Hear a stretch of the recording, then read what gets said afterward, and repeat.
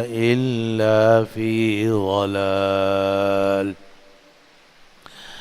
إنا لننصر رسلنا والذين آمنوا في الحياة الدنيا ويوم يقوم الأشهاد يوم لا ينفع الظالمين معذرتهم ولهم اللعنة ولهم سوء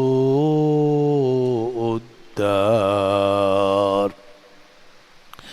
ولقد آتينا موسى الهدى وأورثنا بني إسرائيل الكتاب هدى وذكرى لأولي الألباب. فاصبر إن وعد الله حق واستغفر لذنبك وسبح بحمد ربك بالعشي والإبكار. إن الذين يجادلون في آيات الله بغير سلطان أتاهم إن في صدورهم إلا كبر ما هم ببالغيه فاستعذ بالله إنه هو السميع البصير. لخلق السماوات والأرض أكبر من خلق الناس ولكن أكثر الناس لا يعلمون. وما يستوي الأعمى والبصير والذين آمنوا وعملوا الصالحات ولا المسيء قليلا ما تتذكرون. إن الساعة لآتية لا ريب فيها ولكن أكثر الناس لا يؤمنون. وقال ربكم ادعوني أستجب لكم وقال ربكم ادعوني أستجب لكم إن الذين يستكبرون عن عبادتي سيدخلون جهنم داخرين. آمنت بالله صدق الله العظيم.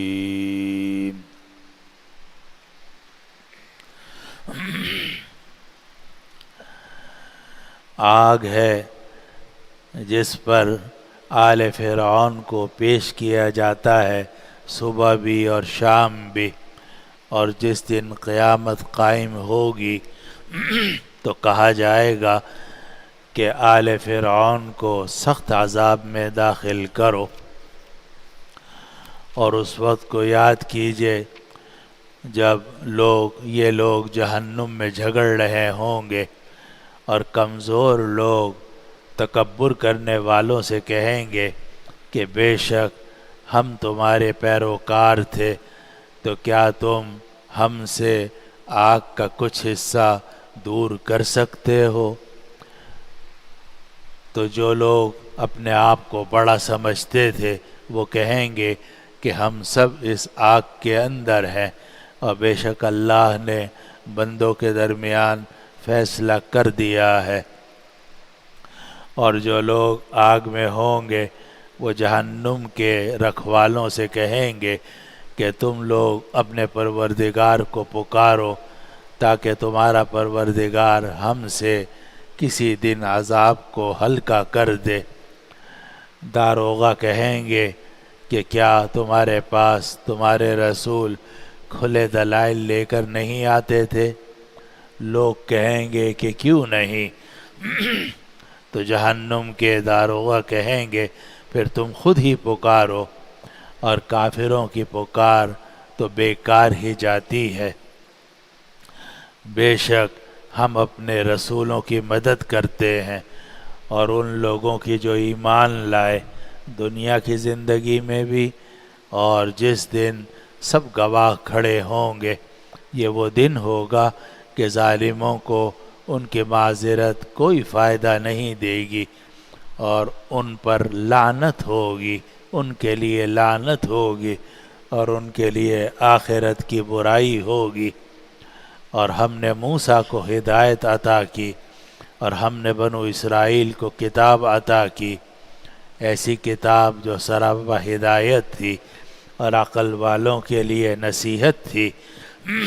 اے نبی آپ صبر کیجئے، بے شک اللہ کا وعدہ برحق ہے، اور آپ اپنی غلطیوں پر استغفار کرتے رہیے، اور پاکی بیان کیجئے اپنے رب کی حمد کے ساتھ، شام کو بھی اور صبح کو بھی۔ اور بے شک جو لوگ اللہ کی آیات میں جھگڑا کرتے ہیں بغیر کسی دلیل کے جو ان کے پاس آئی ہو، تو ان کے سینوں میں صرف تکبر ہے، اور یہ اس بڑائی کو نہیں پہنچ سکیں گے۔ تو آپ اللہ کی پناہ ان سے طلب کیجئے، تو آپ اللہ کی پناہ طلب کیجئے، بے شک اللہ سننے والا ہے، دیکھنے والا ہے۔ آسمانوں اور زمینوں کا پیدا کرنا زیادہ بڑا ہے لوگوں کے پیدا کرنے سے، لیکن اکثر لوگ یہ بات جانتے نہیں ہیں۔ اور جو آدمی اندھا ہو اور جو دیکھنے والا ہو دونوں برابر نہیں ہو سکتے، اور جو لوگ ایمان لائے اور نیک اعمال کیے اور وہ لوگ جو برائی کرنے والے ہیں وہ دونوں برابر نہیں ہو سکتے۔ تم لوگ بہت کم ہی نصیحت حاصل کرتے ہو۔ بے شک قیامت آنے والی ہے، اس میں کوئی شک نہیں ہے، لیکن اکثر لوگ ایمان نہیں رکھتے۔ اور تمہارے پروردگار نے کہہ دیا ہے کہ تم مجھ سے دعائیں کرو، میں تمہاری دعائیں قبول کروں گا۔ بے شک جو لوگ میری عبادت سے انکار کرتے ہیں، جو لوگ میری عبادت سے تکبر کرتے ہیں، وہ جہنم میں داخل ہوں گے ذلیل ہو کر۔ یہ ہے ان آیات مبارکہ کا ترجمہ اور مفہوم جو آج کی مجلس میں تلاوت کی گئی ہیں، اور یہ سورۃ المومن یعنی سورۃ الغافر کی آیت نمبر 46 سے لے کر آیت نمبر 60 تک کی آیات ہیں، جنہیں آج کی مجلس میں ہم نے آپ کے سامنے تلاوت کیا ہے۔ سورۃ المومن کی آیت نمبر 46 سے آیت نمبر 60 تک کی آیات آج کی مجلس تلاوت کی گئی ہیں۔ آج کی مجلس میں جو سب سے پہلے آیت تلاوت کی گئی وہ آیت نمبر 46 ہے، اور اس میں اللہ سبحانہ و تعالی نے فرمایا کہ یہ جو آل فرعون ہیں ان کو آگ پر پیش کیا جاتا ہے صبح بھی اور شام بھی، اور جس دن قیامت قائم ہوگی تو اس وقت میں اللہ کا حکم ہوگا کہ آل فرعون کو سخت عذاب میں داخل کرو۔ یہ ہے مفہوم آیت نمبر 46 کا، اور یہ آیت نمبر 46 آیت نمبر 45 کے ساتھ مرتبط ہے، اور جو آیت نمبر 45 گزشتہ درس کے آخر میں بیان کی گئی تھی، اس میں اللہ سبحانہ و تعالی نے یہ بات فرمائی تھی کہ فَوَقَاهُ اللَّهُ سَيِّئَاتِ مَا مَكَرُوا وَحَاقَ بِآلِ فِرْعَوْنَ سُوءُ الْعَذَابِ، کہ اللہ نے آل فرعون کی تمام تدبیروں کی برائیوں سے اس مرد مومن کو بچا لیا، اور آل فرعون پر برے عذاب آل فرعون کو برے عذاب نے گھیر لیا۔ آپ حضرات کو یاد ہوگا کہ پچھلے درس میں جتنی آیات تلاوت کی گئی تھیں ان تمام آیات کے اندر اللہ سبحانہ و تعالی نے اس مرد مومن کا ذکر کیا تھا کہ جس نے فرعون کے دربار کے اندر کھڑے ہو کر ایمان کی قوت کا مظاہرہ کیا، حق گوئی کی، حق واضح کیا اور حضرت موسیٰ علیہ السلام کی تائید کی تھی۔ ان کا نام راج قول کے مطابق شمعان تھا اور وہ فرعون کے چچزاد بھائی تھے۔ شروع میں انہوں نے اپنے ایمان کو چھپا رکھا تھا، لیکن بعد میں اللہ سبحانہ و تعالی نے ان کو حق گوئی کی اور اپنے ایمان کو ظاہر کرنے کی توفیق عطا فرمائی، اور انہوں نے فرعون کے دربار میں حق گوئی کی بڑی نرمی کے ساتھ، بڑی حکمت کے ساتھ، جس کی تفصیلات ہم پچھلے درس میں آپ حضرات کو بیان کر چکے ہیں۔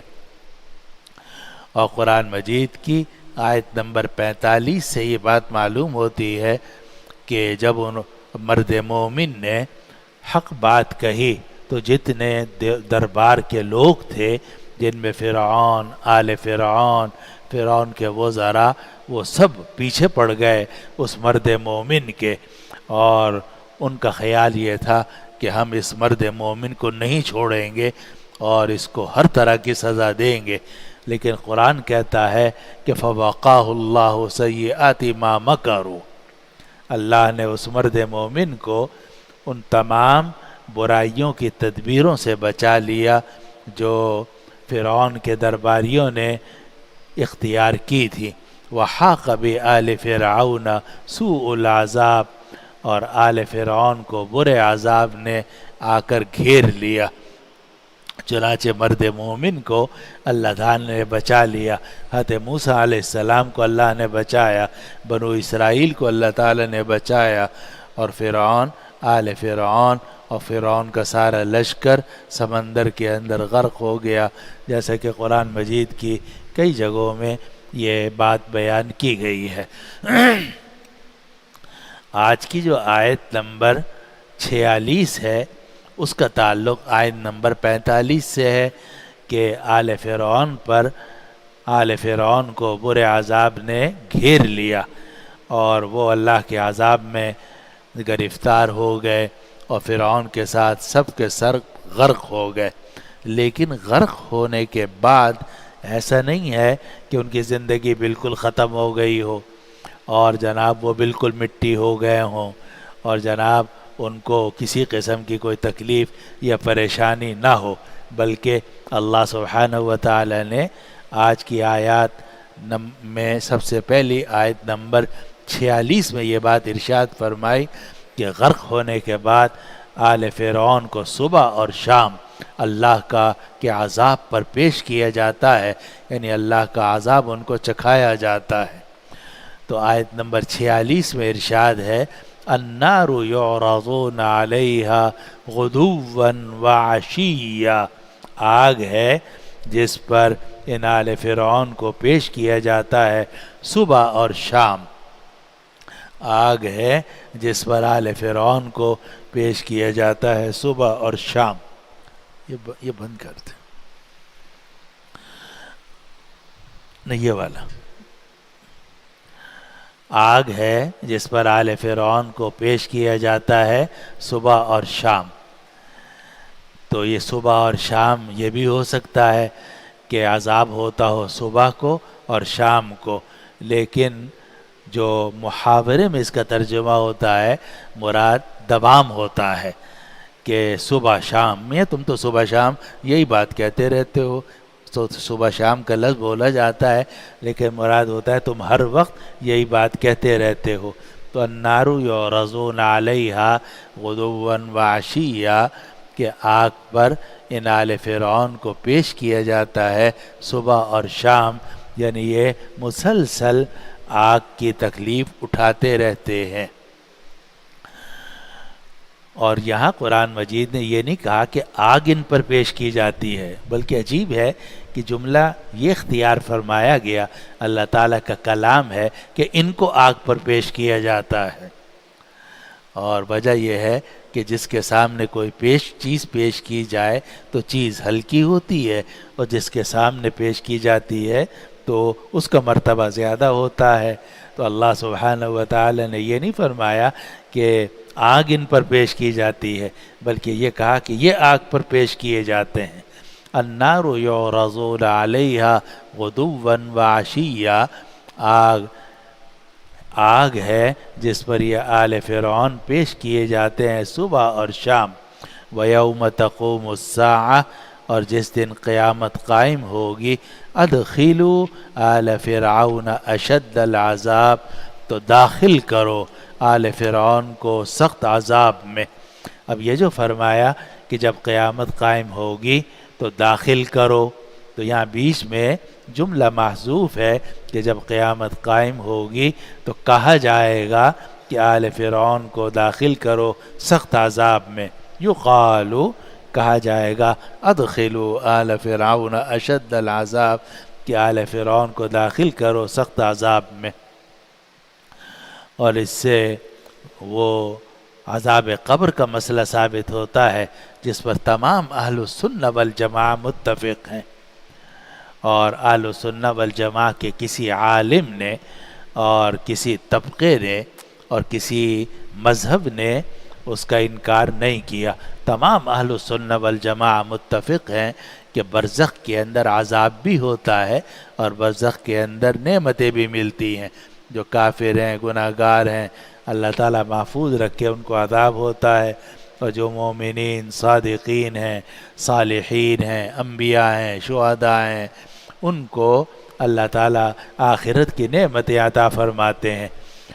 اور اس سے یہ معلوم ہوا کہ جب ہماری روح نکل جاتی ہے تو روح نکلنے کے بعد جسم تو مردہ ہو جاتا ہے، لیکن ایسا نہیں ہے کہ راحت اور تکلیف کا زمانہ نہ رہو، نہیں، آگے جا کر عذاب قبر ہوتا ہے یا نعیم قبر ہوتی ہے، یا تو اللہ پناہ میں رکھے آدمی کی اگلی زندگی قبر کی، جو یعنی جس کو برزخ کی زندگی کہا جاتا ہے، اس میں تکلیفیں اور عذاب ہوتا ہے۔ اور اللہ تعالیٰ نصیب فرمائے تو جو نیک لوگ ہیں، صادقین، مخلصین، انبیاء، شہداء، صدیقین، ان کو نعمتیں عطا کی جاتی ہیں۔ اور یہ تو آپ میں سے اکثر حضرات جانتے ہوں گے کہ یہ 3 قسم کی دنیا ہے۔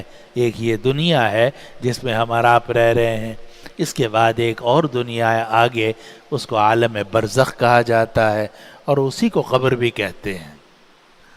ایک قبر تو ہوتا ہے گڑھا جس میں جسم کو دفن کیا جاتا ہے، اور وہ بھی قبر ہے لیکن وہ صرف جسم کی حد تک ہے، لیکن حقیقت میں جو اصل قبر ہے وہ ہے عالم برزخ۔ اس دنیا میں ہم جب رہتے ہیں، یہ دنیا ہے، یہاں ہمیں اعمال صالح اختیار کرنے کا حکم ہے، ایمان لانے کا حکم ہے، اور اس کے بعد کی جو زندگی ہے قیامت تک کی، قیامت کے قائم ہونے تک کی زندگی، اسے عالم برزخ کہا جاتا ہے، اور وہی قبر بھی ہے۔ اور اس کے بعد ایک عالم آخرت ہے۔ تو گویا 3 عالم ہو گئے، عالم دنیا، عالم برزخ اور عالم آخرت۔ تو یہ دنیا جو ہے یہ تو عمل کی جگہ ہے۔ دنیا کی جو زندگی ہے اس کے بارے میں نبی کریم صلی اللہ علیہ وسلم نے فرمایا کہ الیوم عمل ولا حساب، آج کے دن عمل ہی عمل ہے، کوئی حساب کتاب نہیں ہو رہا۔ وغدن حساب ولا عمل، اور کل کا دن وہ آئے گا جس میں حساب ہی حساب ہوگا، کام کرنے کی کوئی اجازت نہیں ہوگی۔ تو یہ دنیا ہے جس میں اعمال اختیار کیے جاتے ہیں۔ اب آدمی کو اختیار ہے کہ وہ اعمال صالح اختیار کر لے، یا اللہ پناہ میں رکھے اعمال سیئہ اختیار کر لے، جیسا کرے گا ویسا بھرے گا۔ گندم بوگے گندم کاٹ لو گے، جو بوگے جو کاٹ لو گے، پھول بوگے پھول کاٹ لو گے، کانٹے بوگے کانٹے کاٹ لو گے۔ تو یہ دنیا عمل کی جگہ ہے، اور اصل جو حساب و کتاب ہونا ہے وہ عالم آخرت میں ہے. لیکن عالم آخرت اور عالم دنیا کے درمیان کا جو وقفہ ہے اسے کہا جاتا ہے عالم برزخ. اور آج کل کی دنیا کے اعتبار سے اس کی مثال دی جاتی ہے ویٹنگ روم کی، انتظار گاہ کی، کہ جناب انتظار کرنا ہے.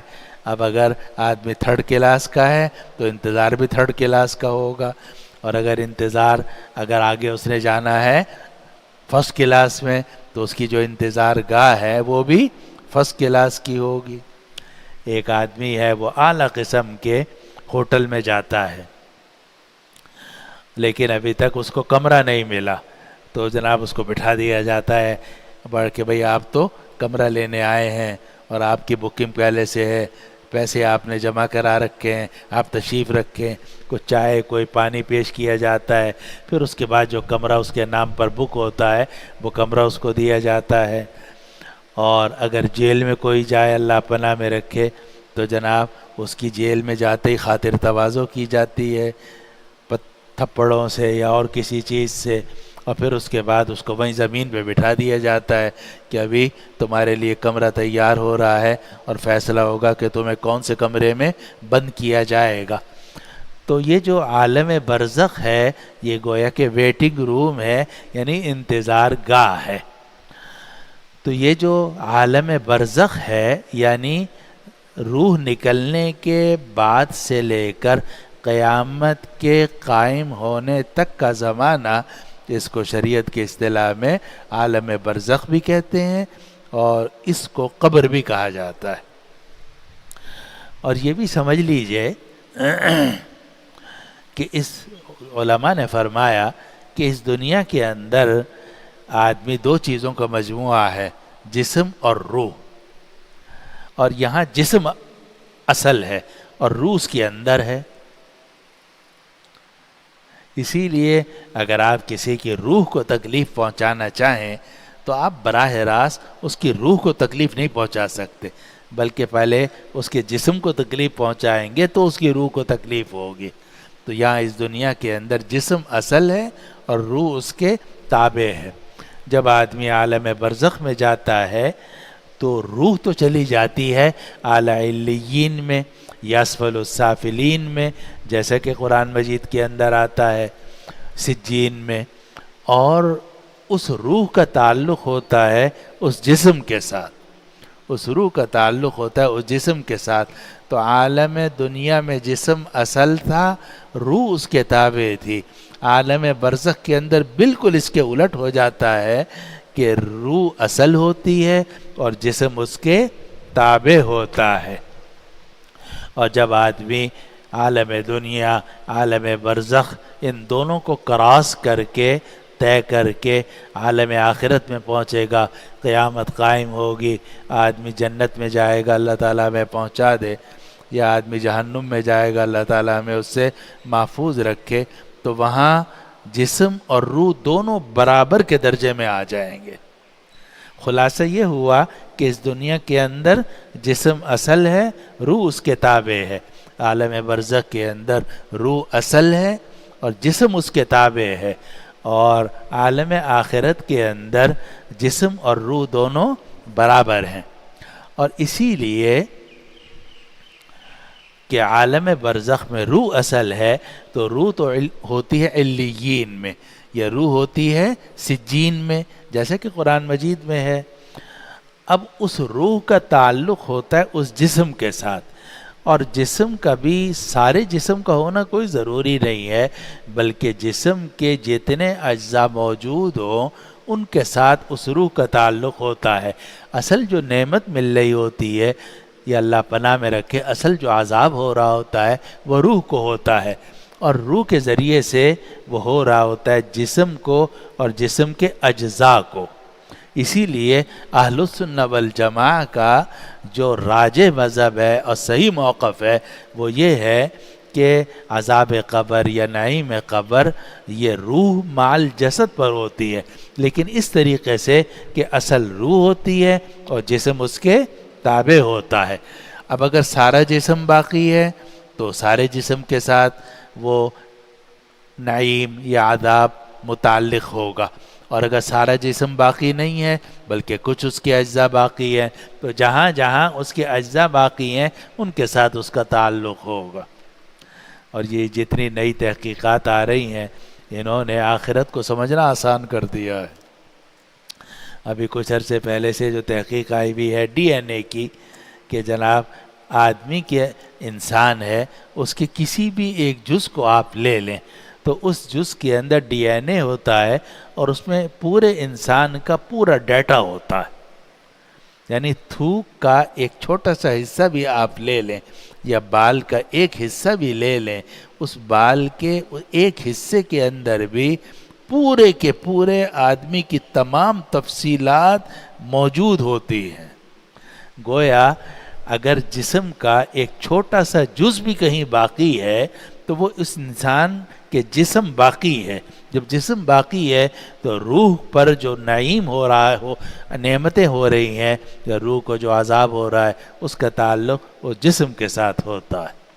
اور یہ بات کہ عذاب قبر برحق ہے، نعیم قبر برحق ہے، یہ قرآن مجید کی آیت سے بھی معلوم ہوتا ہے جو ابھی ہم نے آپ کے سامنے پڑھی، اور یہ سورۃ الغافر کی آیت نمبر 46 ہے کہ جس میں اللہ تعالیٰ فرما رہے ہیں النار یعرضون علیہا غدوا وعشیا، کہ آل فرعون جو ہیں انہیں آگ پر پیش کیا جاتا ہے صبح اور شام۔ وَيَوْمَ تَقُومُ السَّاعَةُ، اور جب قیامت قائم ہوگی ادخلوا آل فرعون اشد العذاب، تو کہا جائے گا کہ آل فرعون کو سخت عذاب میں داخل کرو۔ معلوم ہے کہ سخت عذاب ابھی نہیں ہے بلکہ صرف ہلکا سا عذاب ان کو چکھایا جاتا ہے، اعاذنا اللہ من ذلک، لیکن جب قیامت قائم ہوگی اس وقت میں یہ کہا جائے گا ادخلوا آل فرعون اشد العذاب۔ معلوم ہوا کہ آل فرعون کو عذاب تو اب بھی ہے، عالم برزخ میں بھی ہے، لیکن اصل عذاب اور جزا اور سزا یہ عالم آخرت میں ہوگی۔ اور قرآن مجید کی آیت سے جس طرح یہ معلوم ہوتا ہے اسی طرح قرآن مجید کی اور بھی آیات ہیں جن میں یہ مضمون آیا ہے۔ قرآن حکیم کی سورۃ التوبہ کی 101 نمبر آیت ہے، قرآن مجید نے فرمایا، اللہ تعالیٰ نے سنعذبهم مرتين ثم يردون الى عذاب عظیم، سنعذبهم مرتين، ہم ان کو 2 مرتبہ عذاب دیں گے، ثم يردون الى عذاب عظیم، اور پھر ان کو بڑے عذاب کی طرف پہنچا دیا جائے گا۔ اب ایک دنیا کا عذاب ہے کہ عذاب آ گیا کہ کافر قتل ہو گیا یا دنیا میں سزا اس پر جاری ہو گئی، یہ پہلا عذاب ہے۔ پھر اس کے بعد عالم برزخ میں پہنچا روح نکلنے کے بعد، یہ دوسرا عذاب ہے۔ قرآن کہتا ہے سنعذبهم مرتين، ہم 2 مرتبہ ان کو عذاب دیں گے، ثم يردون الى عذاب عظیم، پھر ان کو عذاب عظیم کی طرف پہنچا دیا جائے گا، وہ عذاب عظیم آخرت میں ہوگا۔ تو دنیا کا بھی عذاب، عالم برزخ کا بھی عذاب اور آخرت کا بھی عذاب، ان تینوں عذاب کا اس بات ہے سورہ توبہ کی آیت نمبر 101 میں۔ اسی طرح سورہ محمد میں آتا ہے فَكَيْفَ إِذَا تَوَفَّتْهُمُ الْمَلَائِكَةُ يَضْرِبُونَ وُجُوهَهُمْ وَأَدْبَارَهُمْ، اس وقت میں کیا حال ہوگا کہ جب ملائکہ روح نکال رہے ہوں گے اور یضربون وجوہہم وادبارہم، اور ان کے چہروں پر مار رہے ہوں گے اور ان کے پشت پر مار رہے ہوں گے، دبر پر مار رہے ہوں گے، فرشتے مار رہے ہوں گے۔ ذالک بأنہم اتبعوا ما اسخط اللہ وکرہوا رضوانہ فاحبط اعمالہم، معلوم ہے کہ فرشتے جب روح نکالتے ہیں تو پٹائی بھی کرتے ہیں۔ اسی طرح قرآن مجید کی سورۃ الانعام میں آتا ہے آیت نمبر 93 میں وَلَوْ تَرَى إِذِ الظَّالِمُونَ فِي غَمَرَاتِ الْمَوْتِ وَالْمَلَائِكَةُ بَاسِطُو أَيْدِيهِمْ أَخْرِجُوا أَنفُسَكُمْ الْيَوْمَ تُجْزَوْنَ عَذَابَ الْهُونِ بِمَا كُنْتُمْ تَقُولُونَ عَلَى اللَّهِ غَيْرَ الْحَقِّ وَكُنْتُمْ عَنْ آيَاتِهِ تَسْتَكْبِرُونَ۔ معلوم ہوا کہ فرشتے جو ہیں روح نکالنے کے بعد تکلیف دیتے ہیں، تو یہی عذاب قبر ہے۔ اور قرآن مجید میں یہ بھی ذکر ہے کہ جو مومنین ہیں ان کی اللہ تعالیٰ مدد فرماتے ہیں دنیا میں بھی اور قبر میں بھی۔ چنانچہ سورہ ابراہیم کی آیت نمبر 27 میں فرمایا گیا وَيُثَبِّتُ اللَّهُ الَّذِينَ آمَنُوا بِالْقَوْلِ الثَّابِتِ فِي الْحَيَاةِ الدُّنْيَا وَفِي الْآخِرَةِ۔ اللہ تعالیٰ مومنین کو ثابت قدم رکھتا ہے کلمہ ایمان پر دنیا میں بھی اور آخرت کی زندگی میں بھی۔ تو آخرت کی زندگی سے مراد ہے کہ جب مومن قبر میں پہنچے گا اور اس سے پوچھا جائے گا من ربک ما دینک من نبیک، تو وہ ان سب کے سوالات کے جوابات ٹھیک ٹھیک دے گا، اللہ تعالیٰ اس کی مدد فرمائیں گے۔ قرآن مجید نے فرمایا یثبت اللہ الذین آمنوا بالقول الثابت فی الحیات الدنیا وفی الآخرہ۔ تقریباً 15 آیتیں ایسی ہیں کہ جن سے معلوم ہوتا ہے کہ عالم برزخ کے اندر یعنی قبر کے اندر نعمتیں بھی ملتی ہیں اور عذاب بھی ہوتا ہے۔ اور 40 صحابہ سے زیادہ روایتیں ہیں جنہوں نے روایت کیا ہے کہ مرنے کے بعد عذاب قبر برحق ہے، عذاب قبر اور نعیم قبر برحق ہے۔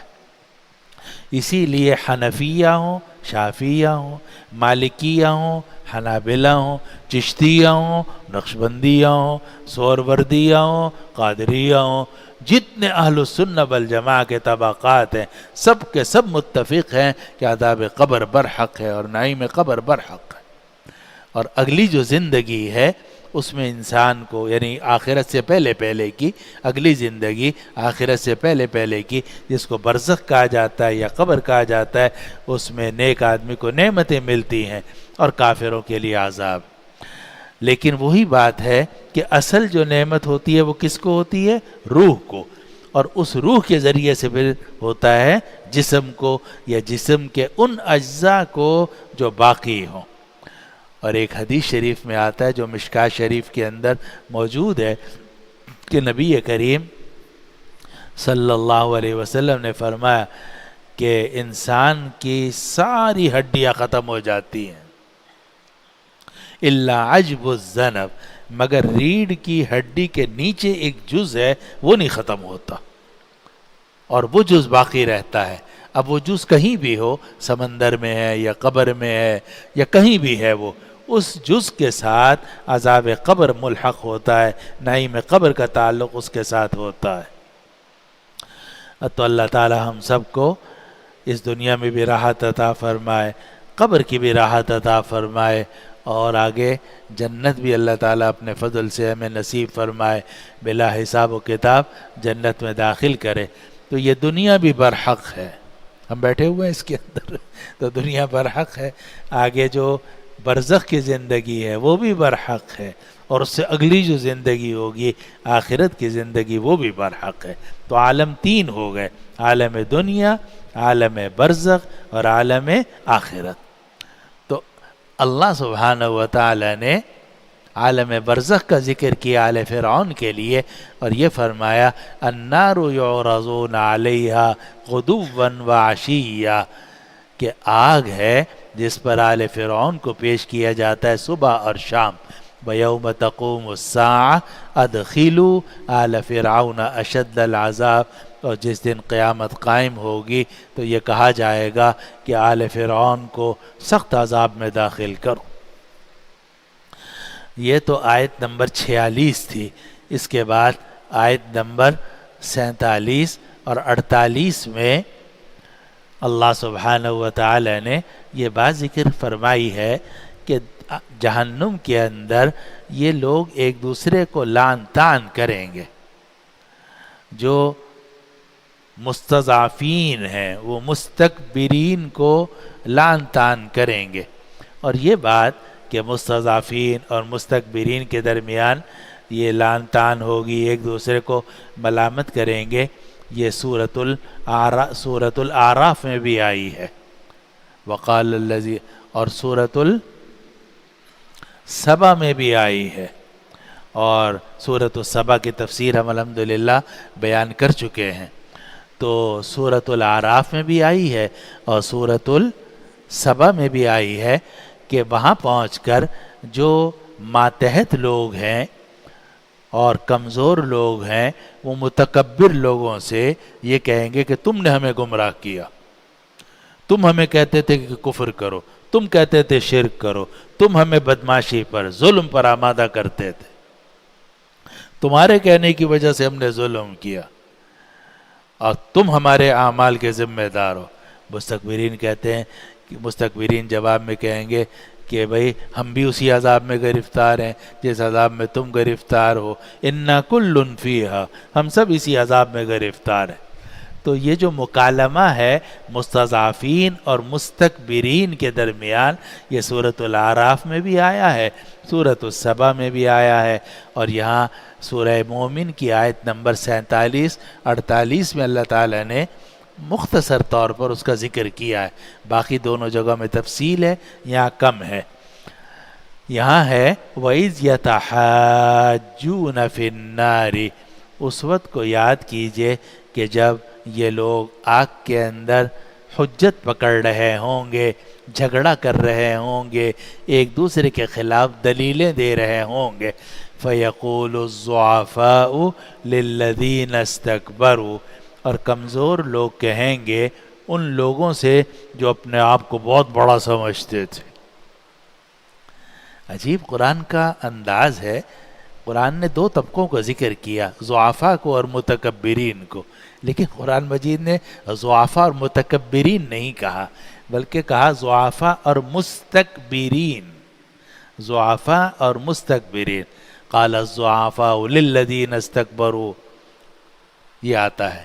تو ضعفاء تو ہو گئے کمزور لوگ، اور مستکبرین وہ لوگ ہیں جو اپنے آپ کو بڑا سمجھتے تھے، حالانکہ بڑے نہیں تھے، وہ تو اللہ کے ہاں مچھر اور کیڑے سے بھی زیادہ حقیر تھے، لیکن دماغ میں ان کے خناس سمایا ہوا تھا، اپنے آپ کو بڑا سمجھتے تھے۔ تو یہاں بھی قرآن مجید نے ان متکبرین کا ذکر کیا تو ان کو مستکبرین کے لفظ کے ساتھ تعبیر فرمایا، اور فرمایا کہ وَإِذْ يَتَحَاجُّونَ فِي النَّارِ، اس وقت کو یاد کیجئے جب یہ لوگ آپس میں جھگڑ رہے ہوں گے۔ فَيَقُولُ الضُّعَفَاءُ لِلَّذِينَ اسْتَكْبَرُوا، تو کمزور لوگ ان لوگوں سے کہیں گے جو اپنے آپ کو بڑا سمجھتے تھے، اِنَّا كُنَّا لَكُمْ تَبَعًا، بے شک ہم تو تمہارے پیروکار تھے، اِنَّا كُنَّا لَكُمْ تَبَعًا، بے شک ہم تو تمہارے پیروکار تھے، فَهَلْ أَنْتُمْ مُغْنُونَ عَنَّا نَصِيبًا مِّنَ النَّارِ، تو کیا تم ہم سے آگ کے حصے کو کچھ دور کر سکتے ہو؟ ہم نے تو تمہارے کہنے پر ظلم کیا، محلے کا چودھری، محلے کا غنڈا اور بڑا آدمی اپنے دائیں بائیں کے لوگوں سے کہتا ہے اس کو مارو، تو جو حکم دیتا ہے وہ بھی گناہ گار ہے، اور جو اس کے غلط حکم پر عمل کرتے ہیں وہ بھی گناہ گار ہے۔ اتنی بات ہے کہ جو حکم دے رہا ہے وہ ہے مستکبر، اور جو اس کے حکم پر عمل کر رہے ہیں وہ ہیں ضعفاء، لیکن ضعفاء وہ بری و ذمہ نہیں ہو سکتے، اس لیے کہ وہ انکار کر سکتے تھے، وہاں سے بھاگ سکتے تھے، لیکن انہوں نے ان مستکبرین کی مدد کی، ظلم کے اندر، کفر کے اندر اور شرک کے اندر، تو آخرت کے اندر مستکبرین کو بھی عذاب ہوگا، ضعفاء کو بھی۔ اتنی بات ہے کہ مستکبرین کو دوہرا عذاب ہوگا، ضعفاء کو ایک گہرا عذاب ہوگا۔ تو قرآن نے یہاں فرمایا فَيَقُولُ الضُّعَفَاءُ لِلَّذِينَ اسْتَكْبَرُوا، تو کمزور لوگ مستکبرین سے کہیں گے اِنَّا كُنَّا لَكُمْ تَبَعًا، بے شک ہم تو تمہارے پیروکار تھے، ہم تو تمہارے تابع تھے، فَهَلْ أَنْتُمْ مُغْنُونَ عَنَّا نَصِيبًا مِّنَ النَّارِ، تو کیا تم ہم سے آگ کے حصے کو دور کر سکتے ہو؟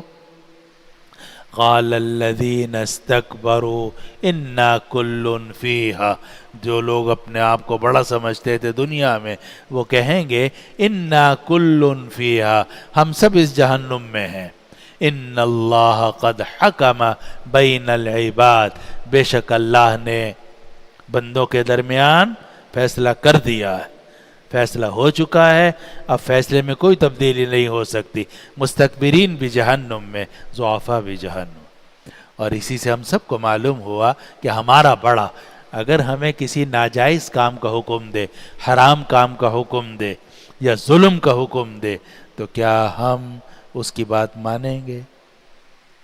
جواب یہ ہے کہ ہمارے لیے اس کی بات ماننا ناجائز ہے، حرام ہے، گناہ کبیرہ ہے۔ آپ ظالم کے ظلم میں شریک نہیں ہو سکتے۔ آپ جو مستکبر ہے، اپنے آپ کو بڑا سمجھ رہا ہے، اس کے کہنے کے اوپر حرام کام کا ارتکاب نہیں کر سکتے۔ اور اسی لیے بڑا مشہور اصول ہے جو علم کی دنیا میں بیان کیا جاتا ہے کہ لا طاعت لمخلوق فی معصیت الخالق۔ اگر اللہ کی نافرمانی لازم آ رہی ہو، مخلوق کی اطاعت جائز نہیں ہے۔ حتیٰ کہ باپ بھی اگر کفر و شرک کا حکم دے، ماں بھی اگر کفر و شرک کا حکم دے، استاد کسی حرام کام کا حکم دے، یا کوئی اور کسی بڑا آدمی حرام کام کا حکم دے، دوسرے کے لیے اس کو ماننا جائز نہیں ہے۔ ضعفاء ہو یا مستکبرین ہو، سب کو حق کو تھامنا ضروری ہے، ظلم سے بچنا ضروری ہے۔ مستکبرین کے کہنے پر آپ اگرچہ کمزور ہوں لیکن آپ دوسروں پر ظلم نہیں کر سکتے۔ تو یہ اللہ تعالیٰ نے اس آیت کے اندر ذکر کیا کہ ضعفاء مستکبرین سے کہیں گے کہ تم آگ کا کچھ حصہ تم لو ہمارا، وہ جواب میں کہیں گے ہم تو خود ہی مبتلا ہیں، ہم تمہارا حصہ کیسے لے لیں؟ انا کل فیہا، ہم سب اس آگ کے اندر ہیں۔ ان اللہ قد حکم بین العباد، اور بے شک اللہ نے لوگوں کے درمیان فیصلہ کر دیا ہے۔ آگے جو آیت نمبر 49 اور 50 ہے، اس میں اللہ سبحانہ و تعالی نے اہل جہنم کی حالت ذکر کی ہے کہ جب اہل جہنم کو عذاب ہوگا اور عذاب ہو رہا ہوگا تو وہ جہنم کے جو خازن ہیں، جو جہنم کے رکھوالے ہیں، جہنم کے داروغہ ہیں، ان سے کہیں گے کہ تم ہماری سفارش کرو اپنے پروردگار سے، اور اپنے پروردگار سے ہماری سفارش کرو، اور سفارش کر کے یہ کہو کہ کسی دن تو عذاب کے اندر تخفیف ہونی چاہیے۔ فرشتے جو خازن ہوں گے، جہنم کے داروغہ، چوکیدار، وہ ان کفار سے کہیں گے کہ کیا تمہارے پاس تمہارے رسول نہیں آئے تھے کھلے دلائل لے کر؟ وہ جواب میں کہیں گے کہ ہاں رسول تو آئے تھے لیکن ہم نے انکار کر دیا تھا۔ تو کہا کہ پھر ٹھیک ہے، ہم تمہاری سفارش نہیں کر سکتے۔ اور ان کے کہنے کا مقصد یہ ہوگا کہ سفارش، جسے عربی میں شفاعت کہتے ہیں، کہ شفاعت کا اختیار فرشتوں کو نہیں ہوتا۔ عجیب بات ہے یہ، عجیب بات یہ ہے کہ شفاعت کا اختیار فرشتوں کو نہیں ہے۔ شفاعت کا اختیار یا تو ہوگا انبیاء کو، یا صدیقین کو، یا شہداء کو، صالحین کو، اور حفاظ کے بارے میں آتا ہے کہ وہ اتنے لوگوں کی سفارش کرے گا۔ سفارش ہمیشہ ہوتی ہے انسان کی انسان کے لیے، لیکن کوئی فرشتہ انسان کی سفارش نہیں کرتا۔ چنانچہ جب یہ جہنم میں موجود لوگ اپنے عذاب کی بنا پر جہنم کے فرشتوں سے ہی کہیں گے کہ تم ہماری سفارش کر دو، جواب میں فرشتے یہ کہیں گے کہ ہم کیسے سفارش کر سکتے ہیں؟ سفارش کرنے کا حق تو تمہارے پیغمبروں کو تھا، کیا تمہارے پاس پیغمبر نہیں آئے تھے؟ وہ کہیں گے ہاں آئے تو تھے۔ تو کہا کہ پھر ٹھیک ہے، سفارش وہ کر سکتے تھے، ہم نہیں کر سکتے۔ یہ ساری بات حضرت شاہ عبد القادر صاحب محدث دہلوی رحمۃ اللہ علیہ، پھر حضرت شیخ الہند محدث دہلوی رحمۃ اللہ علیہ نے ذکر کی ہے کہ فرشتوں کا کے ساتھ جو مکالمہ ہے اور فرشتوں کا جواب ہے، یہ مبنی ہے اس بات پر کہ فرشتوں کو شفاعت کا حق نہیں ہوتا۔ شفاعت کا حق ہوتا ہے انسانوں کو۔ انبیاء بھی شفاعت کریں گے، صدیقین بھی شفاعت کریں گے، صلحاء سفارش کریں گے، شہداء سفارش کریں گے۔ تو آیت نمبر 49-50 میں اللہ تعالیٰ کا ارشاد ہے کہ وَقَالَ الَّذِينَ فِي النَّارِ لِخَزَنَةِ جَهَنَّمَ، اور جو لوگ آگ میں ہیں وہ جہنم کے خازنین سے کہیں گے، جہنم کے رکھوالوں سے، داروغوں سے یہ کہیں گے ادعوا ربکم یخفف عنا یوما من العذاب، کہ تم اپنے پروردگار کو پکارو ادعوا ربکم. اور اگر دیکھا جائے تو یہاں بھی اہل جہنم یہ نہیں کہیں گے کہ ہمارے پروردگار کو پکارو، بلکہ کہیں گے کہ تم اپنے پروردگار کو پکارو. یخفف عنا یوما من العذاب، کہ وہ ہم سے عذاب کے کسی دن کو تخفیف کر دے. قالوا اولم تک تأتیکم رسلکم بالبینات، فرشتے کہیں گے کہ کیا تمہارے پاس تمہارے رسول کھلے دلائل لے کر نہیں آتے؟ قالوا بلا، وہ جواب میں کہیں گے کیوں نہیں آئے تھے. قالوا فادعوا، تو فرشتے کہیں گے تم خود پکارو اللہ کو. آگے اللہ تعالیٰ فرماتے ہیں وَمَا دُعَاءُ الْكَافِرِينَ إِلَّا فِي ضَلَالٍ، اور کافروں کی پکار نہیں ہوگی مگر گمراہی میں، یعنی بیکار جائے گی. کافروں کے پکارنے کا اس وقت میں کوئی فائدہ نہیں ہو. یہ دنیا عجیب جگہ ہے کہ ایک مرتبہ آدمی اللہ کو پکارے فوراً اللہ تعالیٰ جواب دیتے. عجیب ہے یہ دنیا. 100 برس کا جو مشرک اور کافر ہے، بت پرست ہے، وہ اگر بت پرستی چھوڑ کر اللہ کو پکارے فوراً اللہ تعالیٰ اس کی توبہ قبول کر لیتے ہیں. جب یا رب کہا جائے اللہ تعالیٰ فوراً توجہ فرماتے ہیں. لیکن جب عمل کی دنیا ختم ہو جائے گی اور برزخ میں اور عالم آخرت میں آدمی پہنچ جائے گا تو وہاں اللہ تعالیٰ کی طرف سے پکار کا کوئی جواب نہیں ہے. اس کو قرآن مجید فرما رہا ہے کہ وَمَا دُعَاءُ الْكَافِرِينَ إِلَّا فِي ضَلَالٍ، اور کافروں کی پکار نہیں ہے مگر بالکل بیکار. ضلال کہتے ہیں گمراہی کو، گم راستہ گم ہو گیا، اپنی جگہ پہ نہیں پہنچی. اور اسی لیے حضرت شیخ الہند نے اس کا ترجمہ کیا کہ کچھ نہیں ہے کافروں کا پکارنا مگر بھٹکنا، یعنی وہ جو پکار ہے وہ اپنی جگہ تک نہیں پہنچے گی، یعنی اللہ تعالیٰ تک نہیں پہنچے گی. وَمَا دُعَاءُ الْكَافِرِينَ إِلَّا فِي ضَلَالٍ، اور کافروں کی پکار نہیں ہے مگر بھٹکنے میں. تو یہ دنیا ایسی جگہ ہے کہ ایک مرتبہ آدمی پکارے، 100 برس کا مشرک اور کافر بھی پکارے، اللہ تعالیٰ فوراً جواب دیتے. آپ پکاریں، میں پکاروں، گناہگار آدمی پکارے، نیک آدمی پکارے، کوئی بھی ہو، مجھ جیسا گناہگار ہی کیوں نہ ہو، اللہ کو پکارے گا اللہ فوراً جواب دے گا. مگر اس دنیا کے اندر کیونکہ عمل ولا حساب وغدن حساب ولا عمل، اس دنیا میں عمل ہی عمل ہے، کوئی حساب نہیں ہے. اور اگلی زندگی کے اندر حساب ہی حساب ہے، کوئی عمل نہیں. تو آخرت کے اندر ان کی پکار بیکار جائے گی. اس کو قرآن کہتا ہے وَمَا دُعَاءُ الْكَافِرِينَ إِلَّا فِي ضَلَالٍ، اور کافروں کی پکار بیکار ہی جاتی ہے، یعنی اللہ تعالیٰ تک نہیں پہنچتی، یعنی اللہ تعالیٰ ان کی پکار کی طرف کوئی توجہ نہیں دیتے. یہ معنی ہے کہ نہیں جاتی، یعنی اللہ تعالیٰ اس پکار کا جواب نہیں دیتے. دنیا میں فوراً جواب دیتے ہیں، آخرت میں جواب نہیں ہوگا.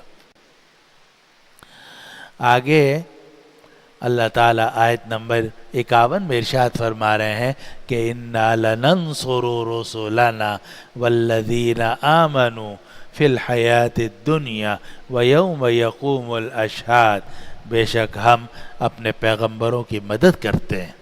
والذین آمنوا، اور ایمان والوں کی مدد کرتے ہیں. ہم اپنے پیغمبروں کی اور جو لوگ ایمان لائے ان کی مدد کرتے ہیں. فی الحیات الدنیا، دنیا کی زندگی میں بھی، ویوم یقوم الاشہاد، اور جس دن سارے گواہ کھڑے ہو جائیں گے، گواہی والا دن. گواہی والے دن سے مراد ہے قیامت کا دن، جب کہ آدمی کے ہاتھ گواہی دیں گے، پاؤں گواہی دیں گے، فرشتے گواہی دیں گے. جن پر ظلم کیا گیا ہوگا وہ لوگ آ کر مطالبہ کریں گے، گواہی دیں گے، اور منکر نکیر گواہی دیں گے، کرامن کاتبین گواہی دیں گے. تو اللہ تعالیٰ فرماتے ہیں اِنَّا لَنَنْصُرُ رُسُلَنَا وَالَّذِينَ آمَنُوا، ہم اپنے پیغمبروں کی مدد کرتے ہیں اور مومنین کی مدد کرتے ہیں. فی الحیات الدنیا، دنیا کی زندگی میں بھی، ویوم یقوم الاشہاد، اور جس دن سب گواہ کھڑے ہو جائیں گے. یوم لا ینفع الظالمین معذرتہم، اور یہ وہ دن ہوگا کہ ظالموں کو ان کی معذرت کوئی نفع نہیں دے گی. یہ وہ دن ہوگا کہ ظالموں کو ان کی معذرت کوئی نفع نہیں دے گی. دنیا میں جنہوں نے ظلم کیا ہوگا، چاہے استاد نے شاگرد پہ ظلم کیا ہو، چاہے بھائی نے بھائی پر ظلم کیا ہو، چاہے چھوٹے نے بڑے پر ظلم کیا ہو، چاہے بڑے نے چھوٹے پر ظلم کیا ہو، اس ظلم کا بدلہ ضرور ملے گا آخرت کے اندر. اور معاف کیجئے، آپ حضرات سب میرے بھائی ہیں، دوست ہیں، ساتھی ہیں. ہمارے ہاں اس ظلم کو نیکی سے، اس ظلم کو برائیوں سے خارج کیا ہوا ہے. اچھا خاصا نیک آدمی ہے، نماز بھی پڑھتا ہے، روزہ بھی رکھتا ہے، زکوٰۃ بھی دیتا ہے، حاجی بھی ہے ماشاءاللہ، لیکن ظالم ہوتا ہے. بچوں پر ظلم کر رہا ہوتا ہے، بیوی پر ظلم کر رہا ہوتا ہے، پڑوسیوں پر ظلم کر رہا ہوتا ہے، ان کی زمین غصب کر رہا ہوتا ہے، مزدوروں پر ظلم کرتا ہے، ان کے پیسے دیتا نہیں ہے، ان کا حق ان کو نہیں دیتا. یہ سب ظلم ہے. اور قیامت کا جب جس دن آئے گا تو سب سے زیادہ اس ظلم کا حساب ہوگا.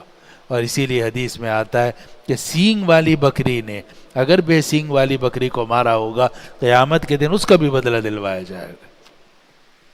جانوروں میں بھی اللہ تعالیٰ ظلم برداشت نہیں کرتے، انسانوں میں بھی ظلم برداشت نہیں.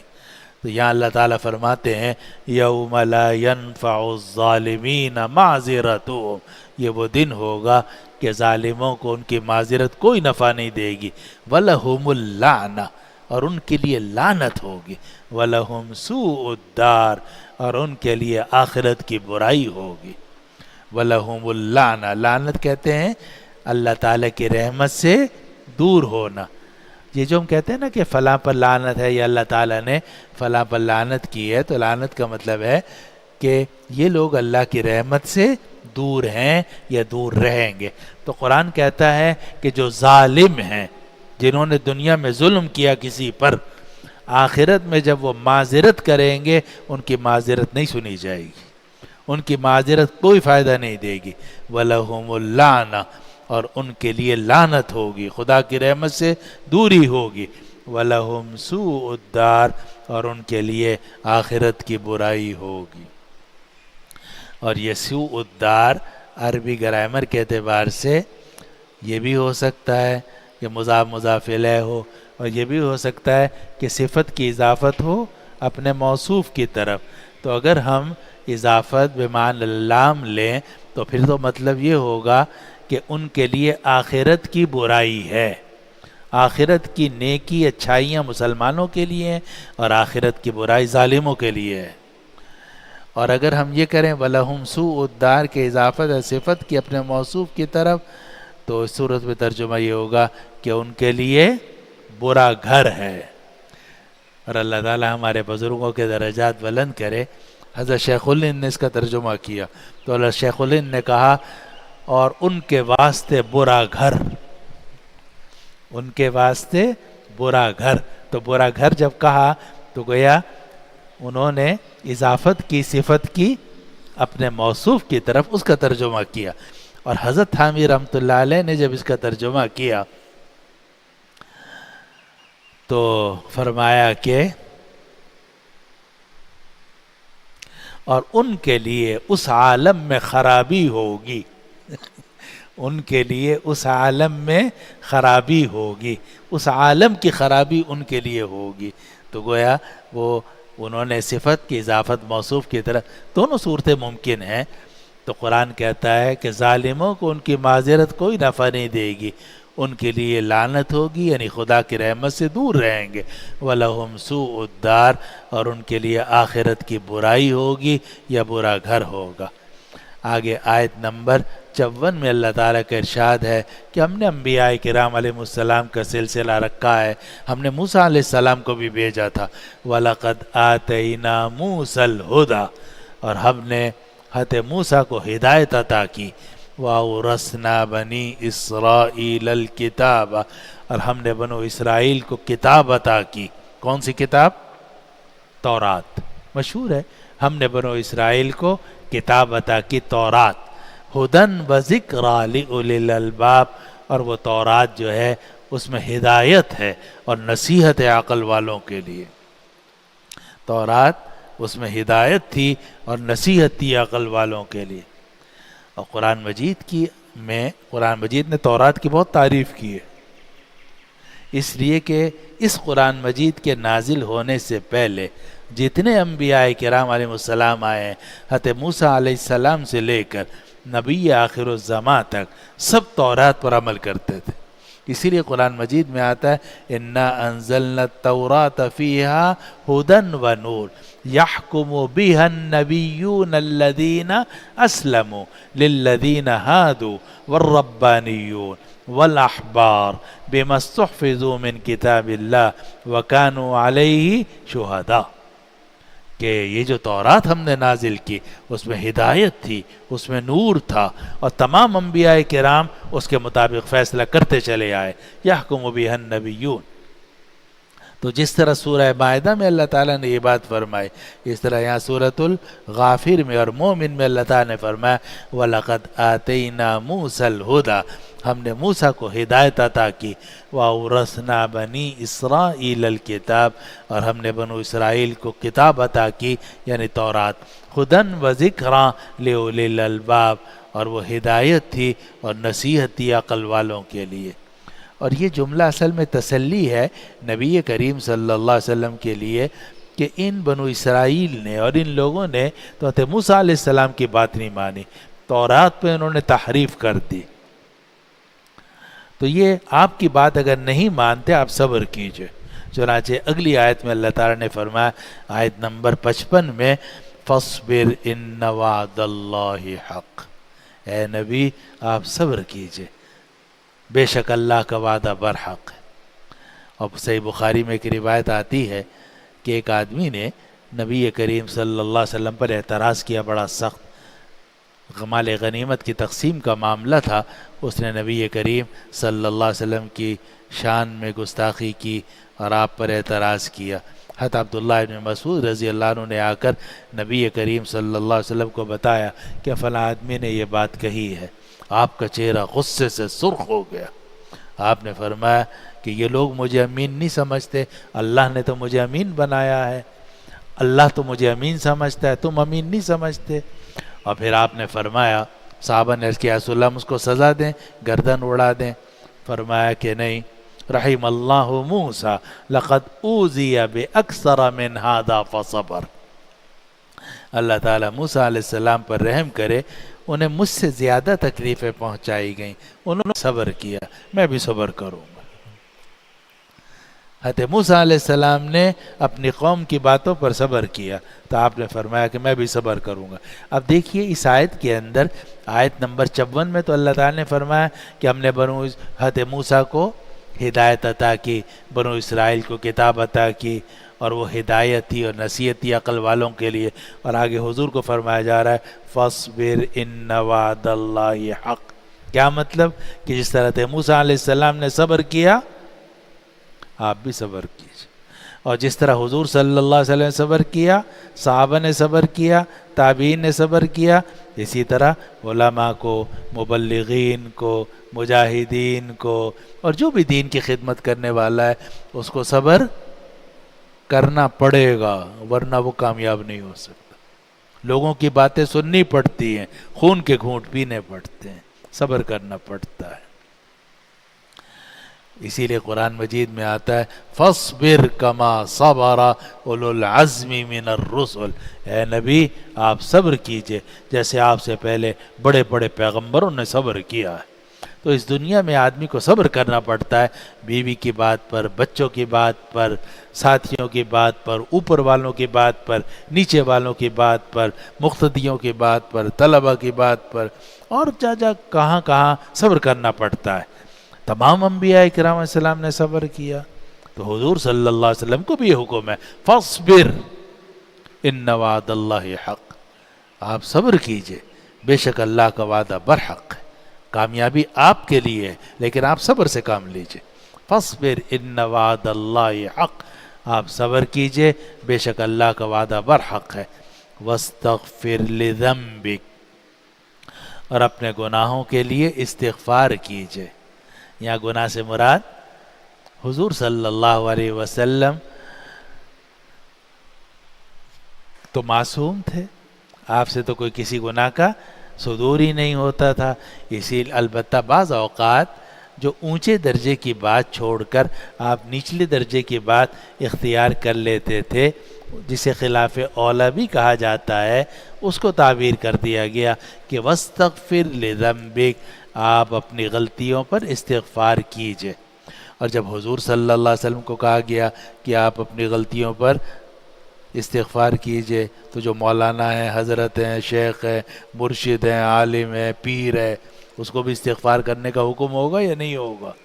جب نبی کو حکم ہے، جو معصوم ہے، اسے حکم ہے کہ آپ اپنی غلطیوں پر استغفار کیجئے، تو جو عالم ہے، مرشد ہے، امام ہے، خطیب ہے، جو کچھ بھی ہے، کچھ بھی ہو، آپ نبی سے تو زیادہ نہیں ہو سکتے. جب نبی کو استغفار کا حکم ہے، آپ کو بھی اپنی غلطیوں پر استغفار کرنا چاہیے. فَاصْبِرْ إِنَّ وَعْدَ اللَّهِ حَقٌّ، آپ صبر کیجئے، بے شک اللہ تعالیٰ کا وعدہ برحق ہے. وَاسْتَغْفِرْ لِذَنْبِكَ، اور اپنی غلطیوں پر استغفار کیجئے. وَسَبِّحْ بِحَمْدِ رَبِّكَ، اور بالعشی والابکار، اور اپنے رب کی حمد کے ساتھ پاکی بیان کیجئے. یعنی سبحان اللہ بھی کہیے، الحمدللہ بھی کہیے، تسبیح بیان کیجئے اپنے رب کی حمد کے ساتھ. بالعشی والابکار، شام کو بھی اور صبح کو بھی، شام کو بھی اور صبح کو بھی. اب شام اور صبح سے پھر وہی بات کہ شام اور صبح بولا جاتا ہے، لیکن مراد ہوتا ہے صبح شام، یعنی ہر وقت اللہ کی تسبیح بیان کرتے رہیے. وَسَبِّحْ بِحَمْدِ رَبِّكَ بِالْعَشِيِّ وَالْإِبْكَارِ، اور اپنے رب کی تسبیح بیان کرتے رہیے شام کو بھی اور صبح کو بھی. آگے آیت نمبر 56 میں اللہ تعالیٰ کا ارشاد ہے کہ یہ جو آپ کے مخالف ہیں، جو قرآن کی آیتیں سن کر الٹے سیدھے اعتراضات کرتے ہیں، الٹے سیدھے شبہات نکالتے ہیں، اللہ کی آیات میں جھگڑا کرتے ہیں، اصل بات یہ ہے کہ ان کے دلوں کے اندر تکبر ہے. قرآن نے ان کے اصل مرض کو پکڑا ہے. قرآن کہتا ہے ان الذین یجادلون فی آیات اللہ بغیر سلطان اتاہم، بے شک جو لوگ اللہ کی آیات میں جھگڑا کرتے ہیں بغیر کسی دلیل کے جو ان کے پاس آئی ہو. ان فی صدورہم الا کبر، ان فی صدورہم الا کبر. اور یہ عربی زبان میں نفی ہے اور استثناء ہے، جس سے حصر کا معنی پیدا ہوتا ہے، اور معنی یہ ہے کہ ان کے سینوں میں، ان کے دلوں میں صرف تکبر ہے. اس تکبر کی وجہ سے یہ اللہ کی آیات کا انکار کرتے. اپنے آپ کو اللہ سے بڑا سمجھنا، اپنے آپ کو رسول اللہ صلی اللہ علیہ وسلم سے بڑا سمجھنا، اپنے آپ کو صحابہ سے بڑا سمجھنا، نعوذ باللہ، اپنے آپ کو تابعین، تبع تابعین اور تمام امت کے علماء مشائخ سے بڑا سمجھنا. تکبر نہیں تو کیا ہے؟ سب کے تو سر جھکے ہوئے ہیں، سب تو حق کو قبول کر رہے ہیں، اور تیرے دماغ میں خناس آ رہا ہے. تو یہ خناس ہے جو تیرے دماغ میں ہے، تیرے سینے میں تکبر ہے. اس کو قرآن کہتا ہے ان الذین یجادلون فی آیات اللہ بغیر سلطان اتاہم، بے شک جو لوگ اللہ کی آیات میں جھگڑا کرتے ہیں بغیر کسی دلیل کے جو ان کے پاس آئی ہو. ان فی صدورہم الا کبر، نہیں ہے ان کے سینوں کے اندر مگر بڑائی، ان کے سینوں میں بڑائی ہے، ان کے دل میں بڑائی ہے. ما ہم ببالغیہ، اور یہ لوگ اس بڑائی کو پہنچ نہیں سکتے. ما ہم ببالغیہ، یہ لوگ اس بڑائی کو پہنچ نہیں سکتے. ابھی ہم نے آپ کو بتایا تھا کہ متکبر کو قرآن نے کیا کہا؟ مستکبر. متکبر کو مستکبر کہا. مستکبر کا مطلب اپنے آپ کو بڑا سمجھنے والا. اب یہ ہمارا مجمع بیٹھا ہوا ہے سارا، اب ان میں کون بڑا ہے کچھ معلوم نہیں. اللہ تعالیٰ کو معلوم ہے کہ کون زیادہ نیک ہے، کس کے دل میں نیکی زیادہ ہے. کسی کے بارے میں آپ 100% اطمینان سے یہ نہیں کہہ سکتے کہ یہ سب سے بڑا ہے، نہیں کہہ سکتے. آپ عمر کے لحاظ سے تو کہہ سکتے ہیں، داڑھی کی لمبائی کے اعتبار سے بھی کہہ سکتے ہیں، یا اور کسی وجہ، لیکن اللہ تعالیٰ کے ہاں کون بڑا ہے، اللہ تعالیٰ کے ہاں کون مقبول ہے کون مقبول نہیں، کچھ نہیں کہہ سکتے۔ ایک آدمی جس کو آپ مسلمان سمجھتے ہیں، ہو سکتا ہے کہ اللہ تعالیٰ کے ہاں اس کا درجہ ہم سب سے بڑھ کر ہو۔ اب اگر کوئی آدمی اس مجمع میں یہ سمجھتا ہے میں ہوں بڑا، سب چھوٹے ہیں میں ہوں بڑا، تو یہ کیا ہے؟ یہ تو بڑائی ہے جو اس کے دل میں آئی ہے، اور حقیقت میں بڑا نہیں ہے، اور یہ بڑا ہو بھی نہیں سکتا، کیونکہ جو آدمی متکبر ہوتا ہے وہ کبھی بڑا نہیں ہوتا، وہ حقیر ہوتا ہے۔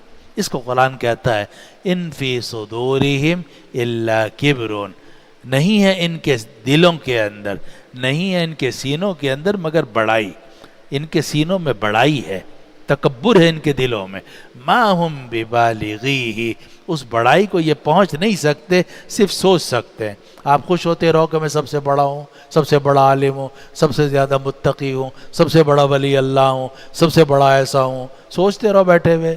سوچنے سے کیا ہوتا ہے؟ جب آنکھ کھلے گی وہیں بیٹھے ہوگے جہاں تم ہوگے، تو یہ خیالی دنیا میں رہنے سے کیا ہوتا ہے؟ یہ تو سوچ ہے آپ کی۔ قرآن کہتا ہے ان کے دلوں میں بڑائی ہے، ما ہم ببالغیہ، لیکن یہ اس بڑائی کو پہنچ نہیں سکتے۔ فاستعذ باللہ، اے نبی آپ اللہ کی پناہ میں آ جائیں۔ ان لوگوں کی پریشانیوں سے بچنے کے لیے، ان لوگوں کے جھگڑے سے بچنے کے لیے، ان لوگوں کی مخالفت سے بچنے کے لیے آپ اللہ کی پناہ میں آ جائیں۔ فاستعذ باللہ، تو آپ اللہ کی پناہ طلب کریں۔ استعاذہ کہتے ہیں پناہ طلب کرنا۔ فاستعذ باللہ، آپ اللہ کی پناہ طلب کریں۔ انہ هو السمیع البصیر، بے شک وہ سننے والا ہے اور دیکھنے والا ہے۔ آگے آیت نمبر 57 میں یہ بات ارشاد ہے کہ انسان تو اس کائنات میں بہت حقیر ہے، یہ پورا آسمان ہے، زمینیں ہیں، ان زمین، پھر نظام شمسی ہے، اور نظام شمسی ایک کہکشاں کے اندر ہے، پھر نہ جانے کتنی کہکشائیں ہیں، ان کہکشاں میں جس میں ہم ہیں نظام شمسی ہے، پھر اس کے اندر نہ جانے کتنے نظام شمسی ہیں، اس میں ایک زمین ہے چھوٹی سی، اس زمین کے اندر ایک چھوٹا سا ملک ہے، اس چھوٹے سے ملک کے اندر ایک چھوٹا سا شہر ہے، اس چھوٹے سے شہر کے اندر ایک چھوٹا سا گھر ہے، اس چھوٹے سے گھر کے اندر ایک چھوٹا سا کمرہ ہے، اس چھوٹے سے کمرے میں ایک صاحب بیٹھے ہوئے سمجھ رہے ہیں کہ میں سب سے بڑا ہوں۔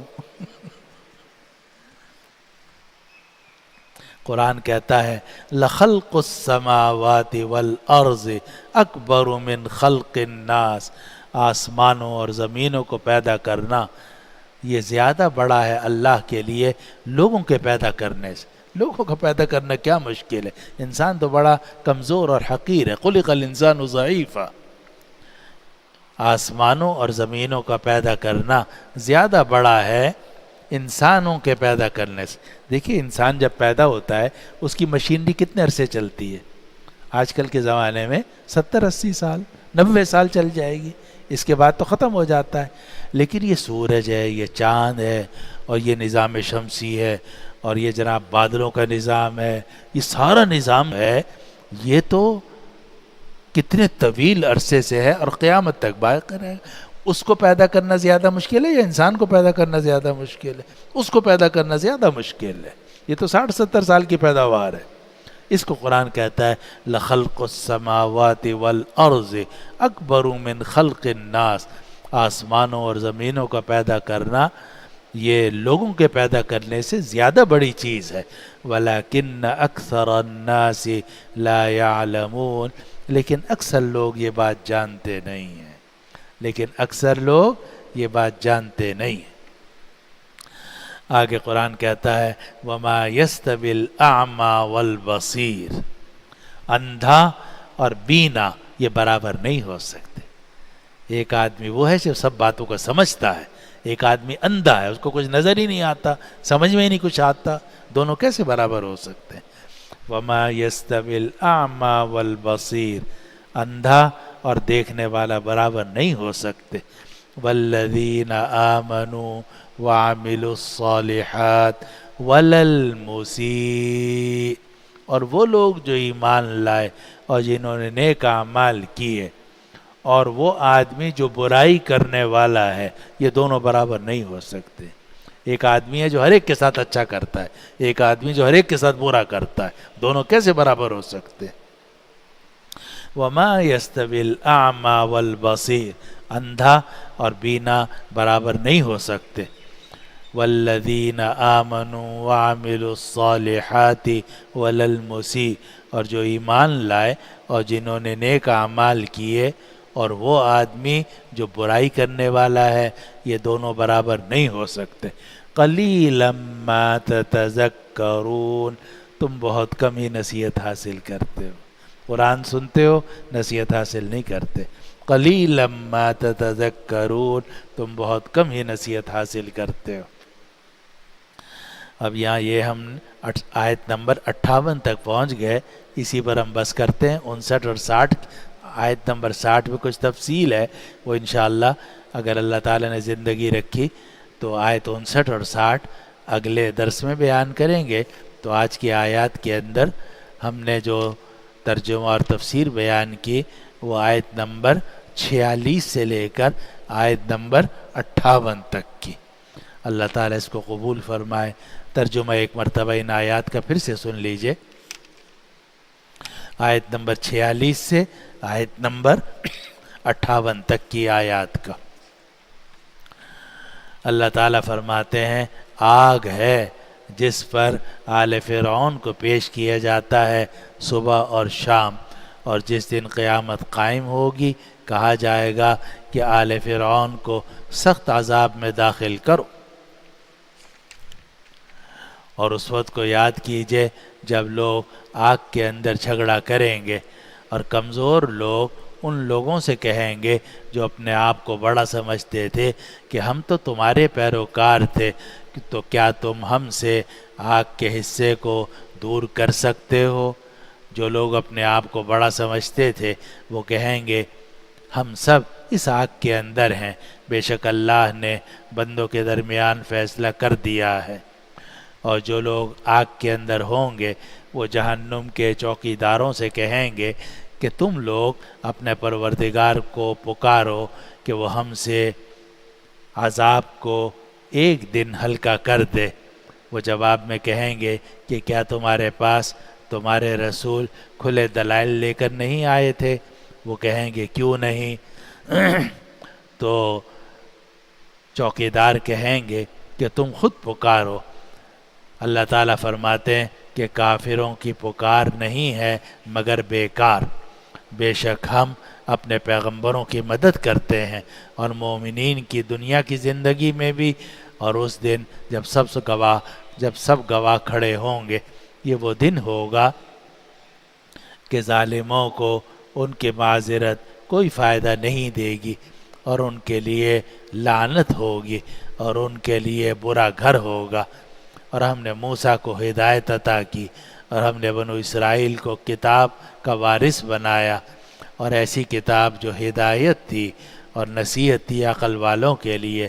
تو اے نبی آپ صبر کیجئے، بے شک اللہ کا وعدہ برحق ہے، اور آپ نے اپنی غلطیوں پر استغفار کرتے رہیے، اور اپنے رب کی حمد کے ساتھ اس کی پاکی بیان کیجئے، شام بھی اور صبح بھی۔ بے شک جو لوگ اللہ کی آیات میں بغیر کسی دلیل کے جو ان کے پاس آئی ہو جھگڑا کرتے ہیں، ان کے سینوں میں صرف تکبر ہے، اور یہ اس بڑائی کو نہیں پہنچ سکتے۔ تو آپ اللہ کی پناہ طلب کرتے رہیے، بے شک اللہ سننے والا ہے، دیکھنے والا ہے۔ بے شک آسمانوں اور زمینوں کا پیدا کرنا لوگوں کے پیدا کرنے سے زیادہ بڑی چیز ہے، لیکن اکثر لوگ جانتے نہیں ہیں۔ اور وہ آدمی جو اندھا ہو اور جو دیکھنے والا ہو دونوں برابر نہیں ہو سکتے، اور جو لوگ ایمان لائے اور جنہوں نے نیک اعمال کیے اور جس نے جو برائی کرنے والا ہے وہ دونوں برابر نہیں ہو سکتے۔ تم لوگ بہت کم ہی نصیحت حاصل کرتے ہو۔ وآخر دعوانا الحمد للہ رب العالمین۔ الحمد لله رب العالمين والعاقبة للمتقين والصلاة والسلام على سيدنا وشفيعنا ومولانا محمد وعلى آله وأصحابه أجمعين یا ارحم الراحمین یا رب العالمین. ہمارے اس بیٹھنے کو اپنی بارگاہ میں قبول فرما لیجئے. ہمیں قرآن مجید کی تلاوت کی توفیق عطا فرما. قرآن مجید کے سیکھنے اور سکھانے والوں میں شامل فرما. ہمیں ان لوگوں میں شامل فرما جن کے بارے میں ارشاد ہے خیرکم من تعلم القرآن وعلمہ. تم میں بہترین وہ ہیں جو قرآن سیکھتے اور سکھاتے ہوں. یا اللہ ہمیں قرآن مجید کی تلاوت کرنے والا بنا دیجئے، قرآن مجید سیکھنے والا بنا دیجئے، قرآن مجید سکھانے والا بنا دیجئے. یا اللہ اس قرآن کی برکت سے، اپنی رحمت کاملہ کی برکت سے، نبی کریم صلی اللہ علیہ وسلم کے وسیلے سے ہمارے تمام چھوٹے بڑے گناہوں کو معاف فرما، ہماری خطاؤں کو معاف فرما، ہماری لغزشوں کو معاف فرما، ہم سب کو نیکی کی توفیق عطا فرما. یا اللہ جو احباب متعلقین رشتہ دار بیمار ہیں انہیں شفا عطا فرما. ایک پرچہ آیا ہے کہ میرے بھائی بیمار ہیں، ان کے لیے دعا فرما دیں. اسی طرح آج میری ہمشیرہ گر پڑی تھیں، ان کے ہاتھ میں فریکچر ہو گیا، ایک ہاتھ میں بھی، دوسرے ہاتھ میں بھی، پاؤں میں بھی، اور اس وقت وہ ہسپتال میں داخل ہیں اور آج ان کا آپریشن ہوا ہے. دعا فرما دیجیے اللہ تعالیٰ سب بیماروں کو شفا کاملہ عاجلہ نصیب فرمائے. یا اللہ سب مریضوں کو صحت عطا فرما، بیماروں کو شفا عطا فرما. یا اللہ ہماری تمام بیماریوں کو دور فرما، روحانی بیماریوں کو دور فرما، جسمانی بیماریوں کو دور فرما. یا اللہ ہم میں جو بے گھر ہیں انہیں گھر عطا فرما. یا اللہ جو بے اولاد ہیں انہیں اولاد صالح نرین عطا فرما. جو پریشان ہیں ان کے پریشانیاں دور فرما، جو مقروض ہیں ان کو قرضے سے نجات عطا فرما. یا اللہ اپنے فضل و کرم سے ہماری تمام جائز حاجتوں کو پورا فرما. وصلی اللہ تعالی علی خیر خلقہ سیدنا و شفیعنا و حبیبنا و مولانا محمد وعلی آلہ و اصحابہ اجمعین برحمتک یا ارحم الراحمین.